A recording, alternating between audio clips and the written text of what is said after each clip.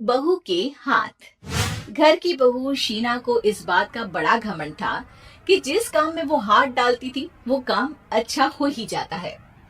शीना की हर बात में हाथ का इस्तेमाल जरूर होता था। एक दिन शीना का पति आकाश उससे कहता है, कल जो वो भिंडी बनाई थी ना तुमने, वाह वाह वाह वाह, मजे आ गए। मैंने अपने हाथों से बनाई थी। मेरे हाथों में वैसे भी जादू है, जिस चीज को छू लेती हूँ सोना बन जाती है। अब ये थोड़ा ज्यादा हो रहा है। मतलब अगर हर चीज को छू के सोना ही बना देती हो तुम, तो हमारे नाम के पीछे भी अंबानी ही लगा देते हम।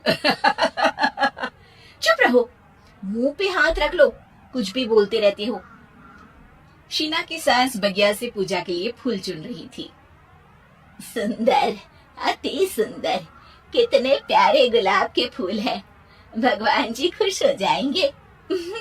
मैंने अपने हाथों से जो पौधा लगाया था, मेरे हाथों की कोई भी चीज बेकार नहीं जाती। हाँ बेटा, सही कह रही है। इसीलिए तो तुम्हारे पिताजी से मैंने अपने बेटे के लिए तुम्हारा हाथ मांगा था। और उन्होंने हाथों हाथ में मेरा हाथ आपकी बेटी के हाथ में दे भी दिया था।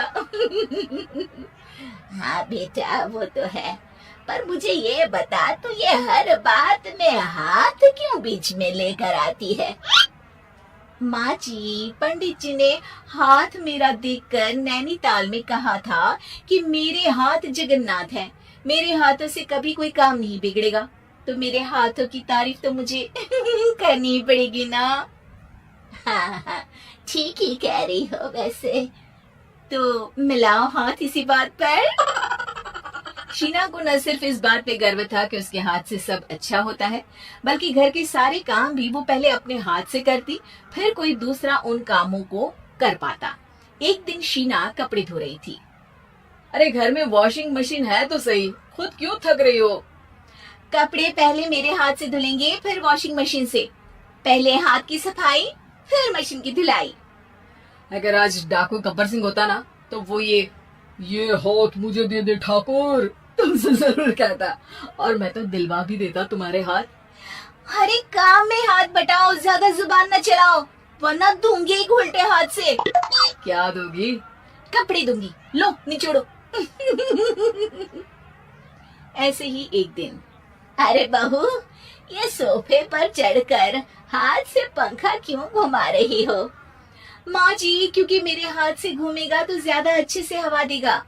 अरे बेटा, फिर तो तुम गाड़ी का पहिया भी हाथ से घुमा के मायके जाया करो। एक बार आकाश ने घर पर कार लाने की बात छेड़ी। माँ, सोच रहा हूँ कि एक कार लेकर आता हूँ। ले ले बेटा, क्यों नहीं? अरे पैसे हो तो हवाई जहाज भी ले लेना। हाँ, पैसा तो हाथ का मेल है, ले लेते हैं। इस हाथ पैसे देंगे, उस हाथ कार ले लेंगे। मुझे तो लगता है कि बहू कार भी अपने हाथों से धक्का लगाकर घर लाएगी। वो तो नहीं करूंगी, लेकिन सबसे पहले स्टीयरिंग पर हाथ मैं ही लगाऊंगी, ताकि गाड़ी का आना शुभ हो। अरे घर ले आने तो दो, फिर हाथ लगा लेना। लेकिन शीना नहीं मानती।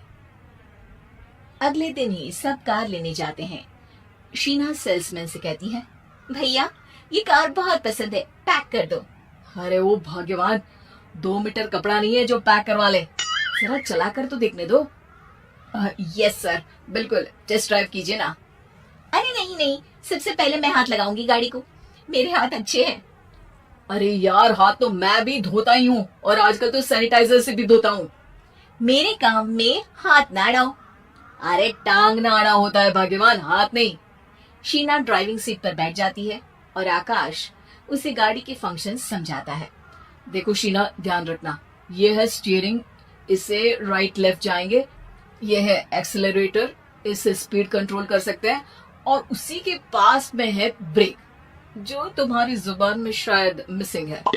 ठीक है, ज्यादा भी सिखाने की जरूरत नहीं है। मेरी माँ तो कहती है कि मैं अगर अपनी शुभ हाथ लगा दूं तो जग घूम जाए। तो ये स्टीयरिंग क्या चीज है? शीना गाड़ी स्टार्ट कर देती है और स्टीयरिंग को घुमाते हुए एक्सेलरेटर पर धीरे से पैर रखती है, और शोरूम के बाहर के एरिया में ही गाड़ी घूमने लगती है, जहाँ दूसरी गाड़ियां भी रखी हैं। देखा मेरे हाथों का कमाल। अब ब्रेक दबा दो, आगे गाड़ी है। शीना आगे गाड़ी देखकर घबरा जाती है और पाँव गलती से एक्सीलरेटर पर पड़ जाता है। कार आगे खड़ी एक बड़ी गाड़ी में घुस जाती है। दोनों कार से उतरते हैं। सेल्समैन भागते हुए आता है। अरे 7 लाख की गाड़ी खरीदने आए थे और 15 लाख की गाड़ी ठोक दी। Oh my God. आकाश की माँ, आकाश और शीना घबरा जाते हैं। इतना सारा पैसा कहाँ से आएगा? तभी वहाँ मैनेजर भी आ जाता है। पूरा माजरा समझता है। अरे टेंशन मत लीजिए, गाड़ियों का इंश्योरेंस था, आप जो कार लेने आए थे वही खरीद लीजिए। पर मैडम, जब तक आप सीख ना ले तब तक गाड़ी मत चलाइएगा। अभी तो आपने गाड़ी बस ठोकी है, जिसका बीमा भी था, लेकिन सड़क पे चलते हर इंसान का बीमा नहीं होता। अरे मेरे हाथों से छुप भी गया ना तो उसकी जिंदगी बन जाएगी, और अगर चला भी गया तो स्वर्ग ही पाएगा। मैनेजर साहब, मेरे हाथ में कोई दिक्कत नहीं है, वो तो बस पाँव गलत जगह पर चला गया था। शीना की बात सुनकर आकाश अपना सर पीटता है और उसकी सास अपने हाथ से खुद का मुंह छिपा लेती है और मैनेजर हाथ जोड़कर माफी मांग लेता है।